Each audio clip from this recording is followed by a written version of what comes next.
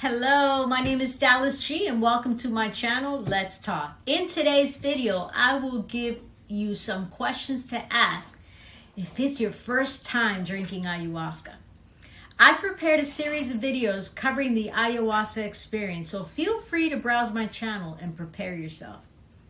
If you are not a subscriber, please subscribe. Don't forget to hit the like button and share if anyone that you know is thinking about experiencing ayahuasca. Ready to do this? Let's talk.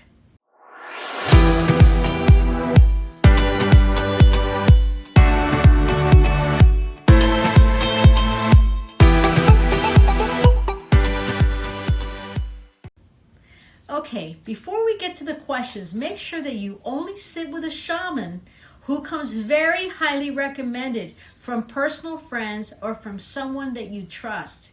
If you have no one you trust or no one that could give you a recommendation, make sure you watch my video, What is a Shaman? 10 Ways to Know a Good One.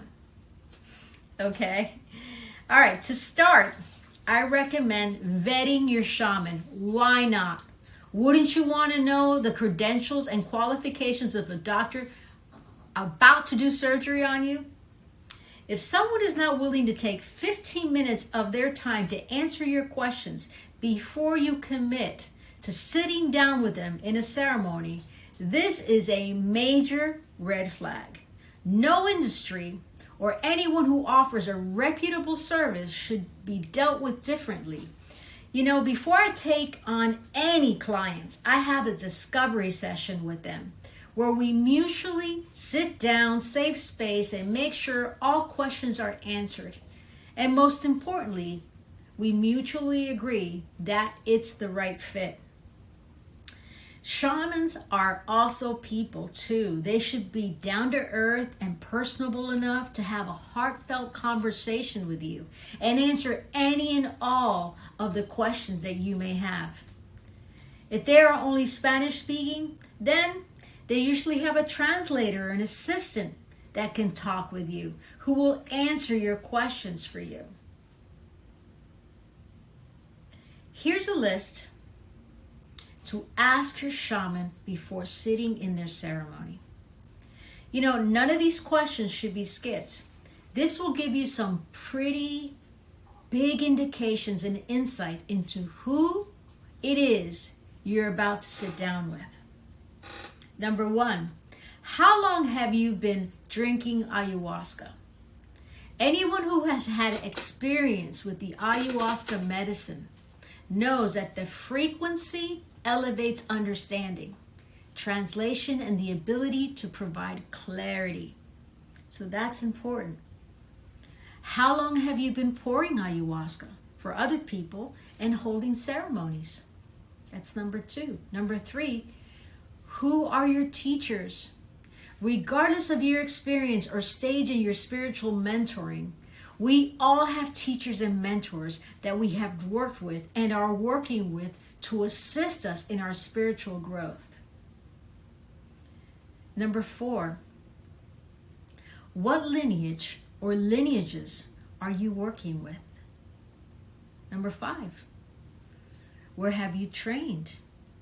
Number 6, where do you get your medicine? Some of the biggest risks that arise from people in ceremonies are because some jungle medicine making practices are to throw other plant additions into the ayahuasca brews.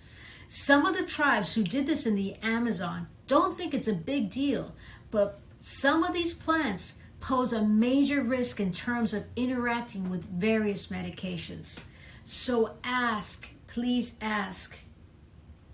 Number 7, how long have you been working with these specific people who make your medicine? Are their batches of medicine consistent? Are you personally testing each new batch before you pour it? Is there only leaf and vine in the medicine or other additive plant mixtures? Yeah, that's all very important. These next questions are more related to the ceremony itself and will give you good clues as to how they conduct their ceremonies. These are good points to know because it will indicate the strength of the container. Okay? How many people sit in your ceremonies? It can be a red flag if they hold ceremonies with more than 35 to 40 people. Some shamans hold space for, I don't know, I've seen more than 80 people at one time in one ceremony, but I personally do not recommend sitting in groups that large. And also, I consider it a red flag if they have no assistance helping.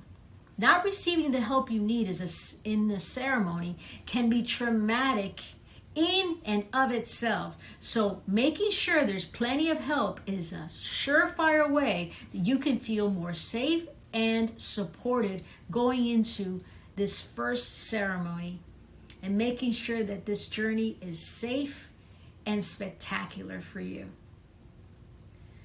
What's the general flow and structure of your ceremonies? Structure and guidelines to adhere to are important. If they just let people do whatever they want, then that's what we call a loose container. Having solid guidelines that include, for example, no touching, no talking, beware of audible noises mindlessly coming out of your mouth, guidelines around asking for help, where are the bathrooms, protocols around purging, and if you take care of emptying your own bucket or if someone else does it for you. Okay, anyone that's experienced this knows that this is important. Do you start your ceremony with orientation for new people drinking the medicine? How many trained assistants do you have helping you during the ceremony? I went back to this question because this is important. Okay? Assistance is important. How do you help support people to integrate their experiences with the medicine is the next question. Is there integration circle the following morning? Which is important. You want to translate your experience. The last three questions are related to how pre-ceremony preparations. How do you recommend I prepare for the ceremony? Do you have specific dietary recommendations? Who do you recommend does not sit in ayahuasca circles? It's also a red flag if they say everyone can sit, since research shows that there are specific health conditions like mental health issues and extreme heart conditions that make it unsafe for you to drink this medicine. If you are taking any medications at all, make sure to ask the shaman if there are any contraindications that might be potentially dangerous that you need to know about.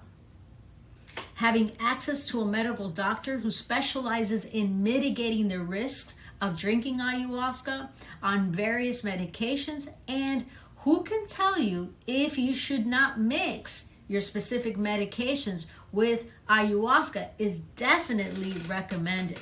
Absolutely 100%. If they have no access to a medical doctor and the answer is no, then please, before you sit down, consult with a medical doctor if you are taking any antidepressants. It is not safe to mix ayahuasca with any antidepressant medications. When you ask all of these questions, use your intuition and gut feelings around the integrity of the shaman's character. Do you feel like you can trust this person? Have they come highly recommended by someone you know and trust? Also, keep in mind that for your first ceremony, you don't have to fully dive in. You can ask to start with a smaller dose, like a quarter or half a cup, so you can slowly get your feet wet and ease into it.